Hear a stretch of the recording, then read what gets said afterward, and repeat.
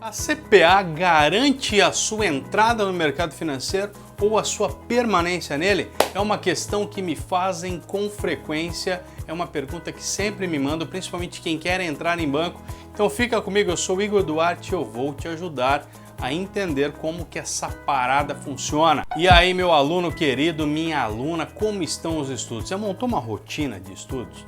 Você está assistindo meus vídeos, está ouvindo o meu podcast, baixou minha apostila gratuita no meu site? Então, pelo amor de Deus, eu estou tentando te ajudar de todas as maneiras, né? Lógico que eu queria que você se tornasse o meu aluno para você ter mais segurança na tua prova, mas se você é autodidata, manda bala que tá tudo certo também.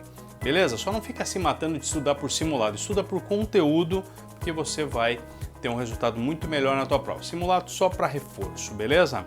Então é só uma questão que muita gente me faz, principalmente quem quer entrar no mercado financeiro. Professor, com a CPA eu garanto minha vaga em uma instituição financeira ou minha permanência nela? Não, meu amigo, não garante nada, tudo bem? Sabe por quê? Porque de repente você fez nutrição e agora você deu vontade de entrar no mercado financeiro e você acha que a CPA vai te ajudar a arrumar esse emprego de cara. Não vai, só que ela vai ser um potencializador. Ela não vai, mas ela te tira do mercado, você tá entendendo? Olha como que funciona a parada.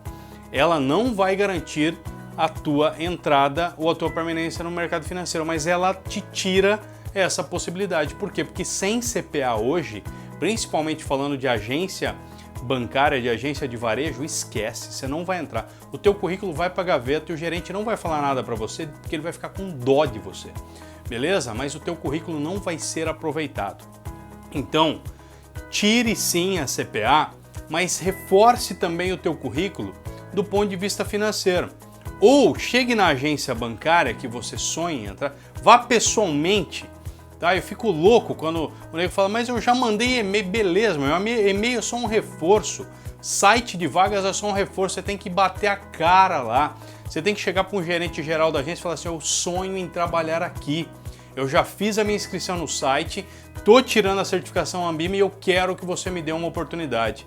E eu preciso saber o que você precisa que eu tenha de qualificação para entrar e ser candidato a essa vaga ou em alguma vaga que surja. Pronto, meu amigo, aquele gerente já vai te enxergar diferente. Então tenha mais atitude, vá pessoalmente, dê a cara para bater, pergunta para o guarda, que o guarda sabe de tudo, pergunta quem que é o gerente geral, porque eu sonho em entrar nesse banco e eu vou conseguir. Pronto, você falou que todo mundo quer ouvir, porque não tem muita atitude hoje em dia no mercado financeiro.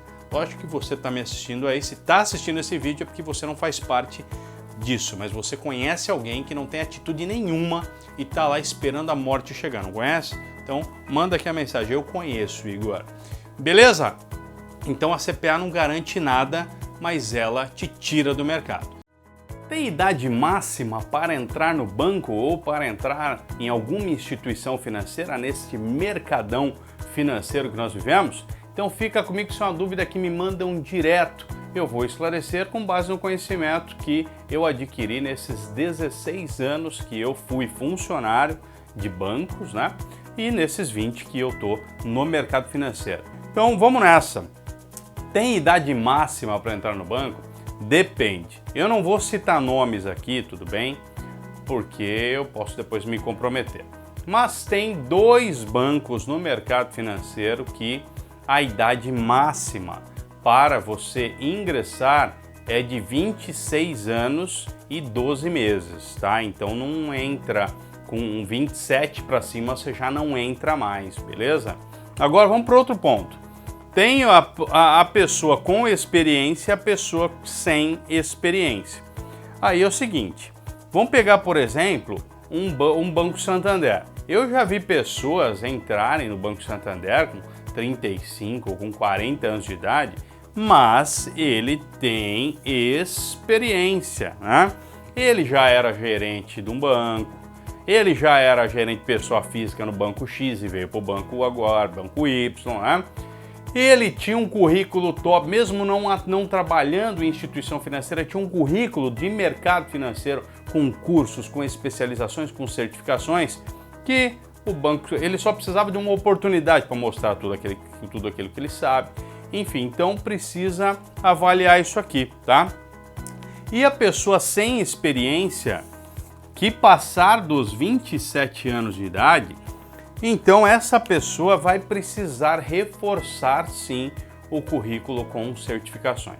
Agora eu vou falar um negócio para você que vai ser bastante polêmico, né? Tem muito aluno que me pergunta, professor, eu tô com 35 anos de idade e eu quero entrar no mercado financeiro, por onde eu começo? Então, meu filho, seu currículo vai ter que estar bem reforçado, tá? Detalhe, hein? Tem que ter faculdade hoje, não tem jeito, tá? Pode ser que até que não falem para você isso a hora que você for deixar o currículo, mas tem que ter faculdade ou estar cursando. Detalhe, tem um banco, não vou citar nome, tem um banco que não aceita cursos tecnológicos. Sabe aquele curso de 2 anos? Não aceita. Ele só aceita se você tiver esse curso tecnológico e tiver também uma pós-graduação. Olha só, né? Então, você que quer entrar em banco, pesquise. Se tem um banco X que você quer entrar e você não tem, você tem um curso superior de 2 anos, aqueles tecnológicos, então você não vai conseguir entrar em nenhuma instituição financeira específica, beleza? Tá? Outro detalhe, tem muita gente que fala, professor, tenho 35 anos, quero entrar no mercado financeiro, já vou fazer a CPA 20 direto então, ou vou fazer a CEA direto. O que o professor acha? Cara, não recomendo, eu recomendo o caminho natural das coisas. CPA 10, CPA 20, depois CEA. E se você estiver concorrendo a uma vaga de CPA 10, deixar no currículo que tem CPA 20, ok, mas não fica se gabando que tem CPA 20 ou que tem a CEA. Por quê? Porque pode ser que aquela pessoa que esteja te entrevistando, que vai ser teu chefe, não tenha CPA 20. E aí ele vai enxergar você como um concorrente. E infelizmente tem uns jumento aí no mercado financeiro que enxerga a situação dessa maneira. O cara não se atualizou, não tem a CPA 20, não tem a CEA, e aí vem um louco lá que tirou tudo antes de entrar no mercado financeiro, esse cara vai ser uma ameaça para ele. Olha que porcaria, olha onde chegamos, né? Deixa o teu comentário se isso já aconteceu com você, que eu quero saber, beleza? Então, fica essas dicas. Primeiro, né, reforça o teu currículo, faça uma faculdade, você sonha em entrar em banco, em trabalhar no mercado financeiro, faça uma faculdade ligada a esse mercado. Sabe por quê? Você pode fazer psicologia? Pode, mas daí você vai ter que buscar, apesar do gerente de banco hoje ser mais psicólogo do que administrador de empresas ou economista, ele é muito mais psicólogo hoje, não vai rolar, cara, não vai rolar, o banco não vai aceitar essa faculdade aí, a não ser que seja para uma vaga que exija a psicologia, tudo bem? Uma área de recursos humanos, um departamento interno do banco. Agora você quer trabalhar em agência, meu filho? Não rola, isso aqui é administração, economia, engenheiro, o banco gosta bastante porque fez muito cálculo, enfim. Então pesquise, né? Não tenha medo de perguntar. Quando você for entregar teu currículo, pergunta: o que é uma faculdade que você gostaria de ter uma pessoa aqui dentro? Porque pode ser que o cara tenha uma vaga hoje já para você. Beleza? Você já ouviu falar que a prova da CPA é repleta de pegadinhas e você fica nervoso em só de imaginar que elas realmente podem existir? Então eu vou dar 3 aqui para que você já vá preparado, que isso aqui acontece mesmo na prova. Beleza? Então vamos lá, vou falar sobre 3 pegadinhas aqui que você vai encontrar na tua prova. Eu coloquei aqui o LAF, eu gosto muito, meus alunos conhecem esse termo, tá? Que faz com que muitas pessoas se percam na hora da prova. O que é isso aqui? Leia até o final. Então essa é uma pegadinha, por quê? Porque às vezes você tem uma alternativa D de dado com a resposta assim: todas as anteriores são corretas. Ou você tem a alternativa D de dado, que eu vou falar aqui no segundo ponto, como alternativa incorreta e as 3 de cima são corretas. Só que você não percebeu que o enunciado estava te pedindo. Qual que é a palavra que vai ter lá? Exceto, incorreta. Então o enunciado estava pedindo para você a questão em exceção, a questão incorreta, só que você foi na alternativa A e o apressado come cru, você não leu o resto e você bateu naquela alternativa A e achou que era ela, só que você não percebeu que a B era correta, a C era correta e a D que era a incorreta. Beleza? Só que você não leu até o final, então você se ferrou, aquela questão você já errou. Beleza? Segundo, pessoas que não percebem que o enunciado está pedindo a alternativa incorreta. Então toma muito cuidado com isso. Tá? Já falei um pouquinho aqui em cima, mas quero enfatizar, toma cuidado, porque tem questão que pede a alternativa incorreta. Daí vem assim, são fundos de investimento referenciados, exceto, pronto, você precisa achar a alternativa que não está correta. Legal? Então, pelo amor de Deus, toma cuidado, tá? Se o enunciado estiver te pedindo a alternativa incorreta, toma cuidado, porque vai ter várias questões corretas e você pode se prejudicar por conta disso. Terceiro, questões de algarismo romano. Toma cuidado, porque essas questões de algarismo romano, normalmente, tá? Normalmente, elas, eu vou dizer que em 60% a 70% dos casos, as questões que eu vi, são todas corretas, tudo bem? Mas daí você fica com medo. Você olha lá e fala, nossa, será que é tudo correto mesmo? E normalmente são, tudo bem? Principalmente quando o assunto for legislação, tá? Por quê? Porque com legislação não dá para brincar muito, tá entendendo? Agora, fique atento, porque às vezes você olha lá, será que está correto a 2, a 3 e a 4? E aí você cisma com aquela questão 3, sabe? Você cisma. E aí a Ambima sabe que você vai cismar, por quê? Porque depois tem uma questão lá embaixo assim, 2 e a 4 somente. E a 2, a 3 e a 4 não tá mais, beleza? Então você foi na 2 e na 4 e errou. Por quê? Porque não confiou em você. Então essas questões de algarismo romano, pelo amor de Deus, a minha dica é confie mais em você.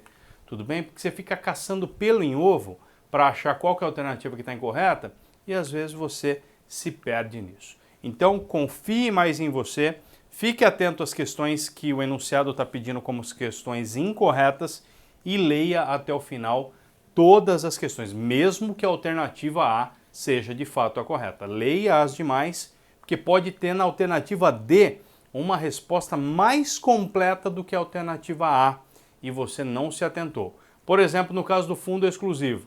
Fundo exclusivo é destinado para investidores qualificados que tenham volume de recursos em montante superior a 1 milhão. Essa alternativa está na alternativa A, só que a alternativa D fala que esses investidores, inclusive, têm que assinar um termo dizendo que eles são investidores qualificados, tudo bem? Então esse é um exemplo simples de uma questão que pode te prejudicar se você não ler até o final. Bom, o módulo 4 é, sem sombra de dúvidas, o módulo mais temido por quem está estudando, né, para CPA 20, e ele traz temas que são extremamente importantes, não só para a sua prova, mas para a sua jornada no mercado financeiro. Então vamos trazer como que esses temas não só caem na prova, mas deixa eu te ajudar a ser também um bancário mais preparado, um bancário que realmente entende a necessidade do cliente. Vamos falar primeiro do CDB, né? O CDB, tem algum problema você oferecer um CDB para o seu cliente? Lógico que não. O que não pode? Você oferecer só CDB. E eu conheço uma penca de bancários que só sabem oferecer CDB hoje porque não tem conhecimento. Legal? Então, para quem que é o CDB? Primeiro, o que é um CDB, né? O CDB é quando você empresta um dinheiro para o banco, tudo bem? Você pegou uma grana lá, tá? Não vai usar por um determinado período, chega no banco e empresta esse dinheiro para o banco. Como assim, Igor? Sim, você empresta. Quando você compra um CDB, certificado de depósito bancário, você empresta uma grana para o banco por um tempo e ele pega esse dinheiro e empresta para pessoas físicas, pessoas jurídicas e por aí vai. Ele cobra os juros daquela pessoa e ele paga os juros para você. Legal? Quando que esse instrumento é um instrumento interessante numa questão de prova como essa? Deixa eu trazer a questão e eu já mostro para vocês, né, qual que é a importância do CDB em um momento interessantíssimo para que um CDB seja oferecido para um cliente, né? Então vamos lá, olha essa questão bem bacana de um dos simulados que você encontra por aí pela internet, né? um investidor quer pagar o casamento da sua filha, que ocorrerá daqui a 12 meses, e já acumulou recursos suficientes para fazer frente a esses gastos. Busca uma aplicação financeira para deixar o dinheiro rendendo por esses 12 meses e há uma expectativa de alta na taxa de juros. Né? Dentre as opções abaixo, qual melhor vai se adequar a esse investidor? Poxa vida, vamos trazer isso aqui para a vida real? Vamos transformar isso aqui num aprendizado de verdade? Seu João chegou e falou para você lá no banco, quero que minha filha se case, ou melhor, quero juntar dinheiro para o casamento da minha filha, quero que minha filha se case, foi bom.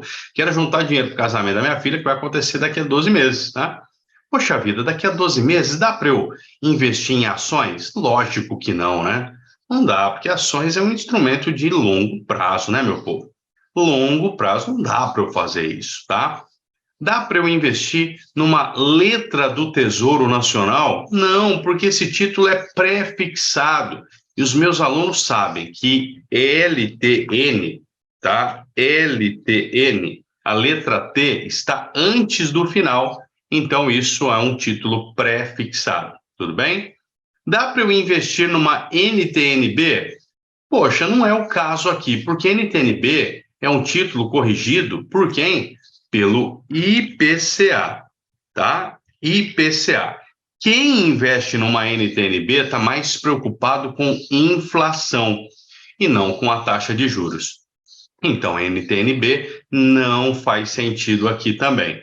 Então, parabéns, CDB pós-fixado é um excelente produto para esse cliente. Por que é um excelente produto?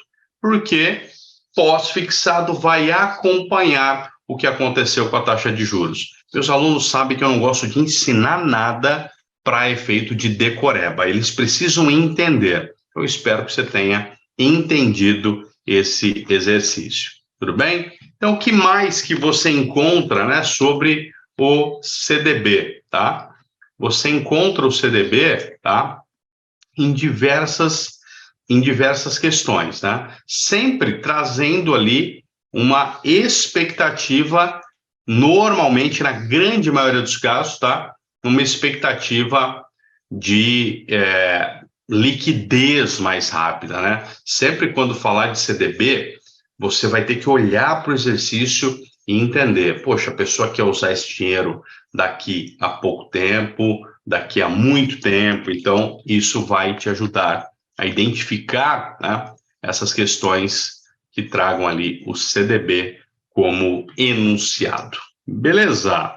Bom, outra coisa importantíssima que cai sobre o CDB também, tá? É a tributação e os riscos existentes, tá?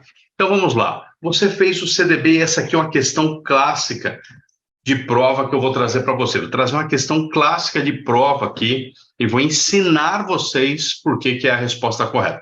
Vamos falar sobre risco. Risco é um tema que vai cair pra caramba na prova de cada um de vocês. Nós temos 3 riscos básicos no mercado financeiro: risco de mercado, risco de crédito e risco de liquidez. Olha que interessante essa questão aqui, uma questão clássica. Você vai aprender tudo sobre risco nessa questão. Vamos lá. Quais são os riscos presentes em um CDB? Vamos ser bem prático aqui. CDB, meu povo, você escolhe uma taxa para remunerar aquele CDB quando você faz ou não? Sim, você pode escolher uma rentabilidade pré-fixada ou uma rentabilidade pós-fixada, não pode? Legal. Como o risco de mercado, eu peço para vocês gravarem com a sigla PT, que significa flutuação de preços ou taxas, tá? Se acontecer uma flutuação de preços e taxas, o CDB vai ser influenciado? Vai. Tanto que você nem precisa se preocupar, né? Porque todas as alternativas aqui trazem o risco de mercado para o CDB. Então, é sinal que existe risco de mercado para o CDB. Tudo bem? Legal. Pergunto para vocês, o risco de liquidez acontece no CDB? Perceba que a alternativa B, ela já não traz o risco de liquidez para o CDB. Igor, o que é o risco de liquidez? Então já vamos eliminar, porque sim, o CDB tem risco de liquidez.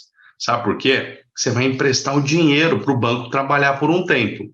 E se você esqueceu que você tem uma cirurgia para fazer daqui 2 meses e você precisa desse dinheiro daqui 2 meses, mas você firmou um CDB com o banco, emprestou aquele dinheiro para o banco pelo prazo de 12 meses. Você está morto, você não vai ter essa liquidez necessária. E ainda que o banco ofereça a recompra daquele CDB, pode ser que você perca dinheiro.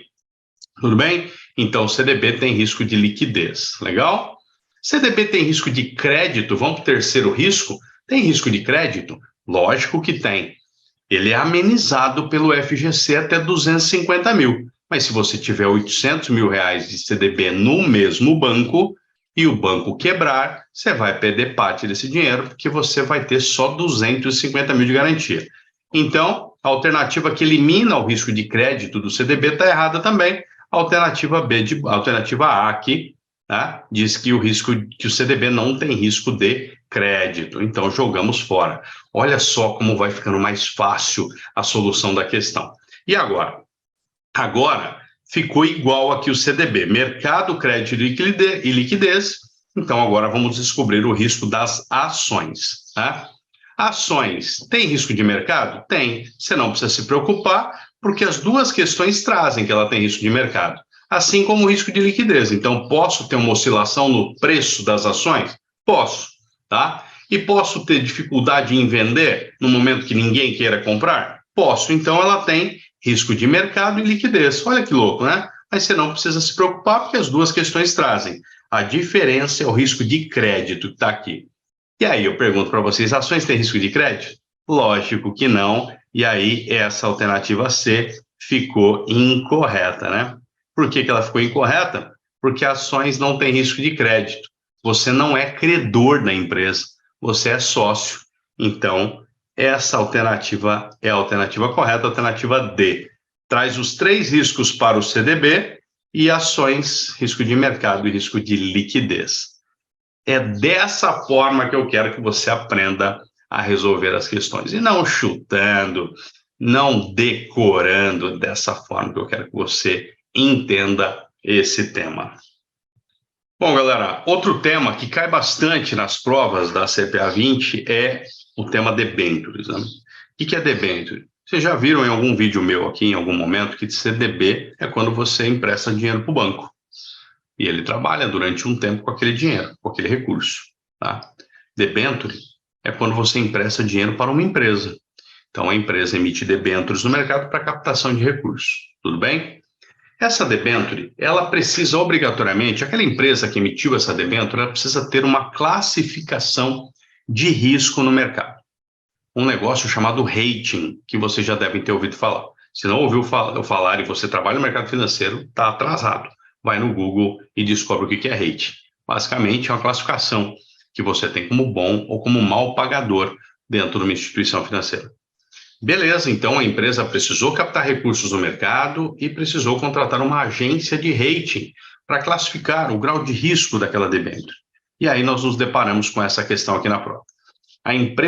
As empresas de rating reclassificaram as debêntures da empresa R Toro Education com risco CC para CCC. Dessa forma, qual a principal mudança para a empresa, caso não haja outras mudanças no mercado financeiro? Olha que interessante, né? Primeira coisa que você precisa saber sobre risco, tá? É igual à escola, quando você tinha que tirar a nota A, B ou C. Qual que era a nota que trazia mais risco de reprova, mais risco de você não passar de ano, na época que isso ainda acontecia, né? Eu sei de uma faculdade aqui na minha cidade que as notas são assim ainda, A, B, C, né? E na época que eu estudava lá no meu colegial, né? Era assim que a gente fazia essa conta, A, B, C. Então vamos lá, primeira coisa, qual que é o aluno mais dedicado, o aluno que menos vai trazer risco para os pais? O aluno que só tira A, não é isso? E o aluno que tira C está sempre ali na berlinda. Então, anote isso aí. A tem menos risco do que C, tudo bem? A tem menos risco do que C. Agora, trazendo isso para o mercado financeiro, você vai investir dinheiro numa empresa com rating A e outra com rating C. Qual que traz mais risco para você? A empresa com rating C.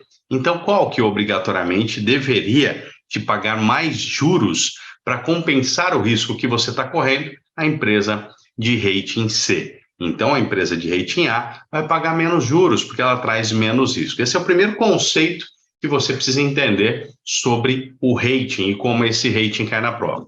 Agora, vamos lá. Vamos trazer uma outra conotação aqui agora, tá? Essa empresa teve a classificação de CC, mudou para CCC. Pergunto para vocês, né? O que aconteceu com essa empresa? Ela melhorou a sua classificação de crédito ou piorou? Aí você pode pensar assim, poxa vida, né? Piorou, porque essa aqui tinha 2 Cs só, agora ela tem 3 Cs. Não, aqui o raciocínio é inverso, tá? Então vamos lá. Toda vez que eu tenho 2 Cs, essa pessoa aqui tem 2 casas e, se ficar inadimplente, tem 2 imóveis para colocar à disposição do banco para uma garantia. Essa empresa aqui já tem 3 imóveis que ela pode colocar à disposição do banco. Quem que traz mais risco, então, para o mercado? Essa empresa aqui traz mais risco para o mercado. Porque caso ela quebre, só tem 2 casas para ela oferecer como garantia, enquanto essa aqui tem 3 casas. Então, eu posso dizer que o rating dessa empresa melhorou ou piorou? Né? O que você me diz? Bom, essa empresa, né, melhorou. Então, se ela melhorou, ela vai pagar menos juros. Então, vamos ficar só com as opções que pagam menos juros aqui, ó. Alternativa A e alternativa C. Legal? Qual que é a diferença da alternativa A e da alternativa C? Aí vem o conhecimento, né? A sua mais poderosa ferramenta para o crescimento e algo que nunca ninguém vai tirar de você. A empresa pagará menos juros para as debêntures em circulação. Essa é a resposta correta. Sabe por quê? Que já vai afetar as debêntures que estão em circulação. Em uma repactuação de juros, tá? Ela vai pagar menos juros. Por quê? Porque ela melhorou o seu risco no mercado. Não é só para novas emissões, é para as debêntures que já estão em circulação no mercado. Gostou? Não é mais gostoso você conseguir responder uma questão entendendo os fundamentos e com o conhecimento que você realmente precisa para ir mais longe? Então, é assim que eu gosto de trabalhar, é assim que os meus alunos se saem quando vão fazer a prova. Eles sabem por que eles estão respondendo, por que aquela alternativa é correta e por que as demais são incorretas. Agora existe na lavagem de dinheiro uma parada chamada ABR, abordagem baseada em risco. Abordagem baseada em risco, tudo bem? O que é ABR, abordagem baseada em risco, tá? Galera, agora o banco tem mais liberdade, tá? Liberdade para quê? Antes, o processo de lavagem de dinheiro era muito genérico, tá certo? Pergunto para vocês, é mais fácil uma empresa de Foz do Iguaçu ser mais propícia à lavagem de dinheiro do que uma empresa em Sorocaba ou não? O que vocês acham? Não é mais fácil? Então, agora existe uma parada chamada ABR, que é abordagem baseada em risco. Com essa abordagem baseada em risco, o Itaú agora, ele chega para o Bacen e fala assim, o Bacen, meu produto mais usado para lavagem de dinheiro é o título de capitalização. O Bacen, meus caixas eletrônicos são os principais canais usados pelos bandidos. Bacen, empresas do ramo de bebidas em Foz do Iguaçu têm um alto risco de apresentar indícios de lavagem de dinheiro. Bacen, os clientes que mexem com casa de câmbio, agências de turismo, empresas de intercâmbio, são clientes que a gente tem que olhar sempre, porque podem ser propícios à lavagem de dinheiro. O Bacen, as minhas pessoas politicamente expostas que são todas as pessoas que tenham parentesco de primeiro grau. E olha que louco, na legislação fala de até segundo grau. Só que ela nomeia como segundo grau cônjuge, enteado, filho, que não é um parceiro, não é uma pessoa de segundo grau. Eu conheci alguns primos de segundo grau e eu lembro que eles eram bem distantes. Mas se cair o bendito na tua prova, segundo grau, vai nela, porque na legislação está dizendo segundo grau. Tudo bem? Mas quem são pessoas politicamente expostas? Pessoas que tiveram vínculo nos últimos 5 anos, anota aí, com algum político, com alguém ligado à política, tudo bem? Parentes, né, de primeiro grau.